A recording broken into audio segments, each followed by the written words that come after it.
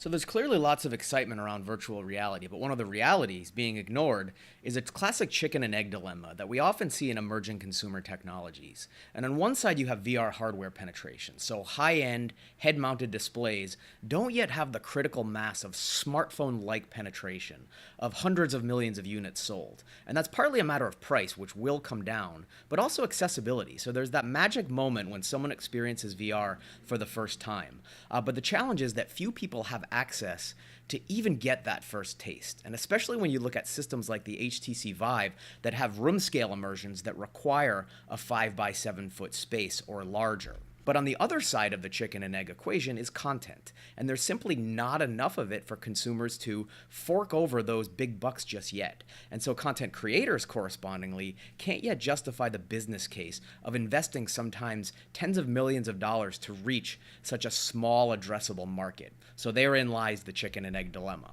So the biggest opportunities we see in the vast VR ecosystem are in seeding that content side of the equation.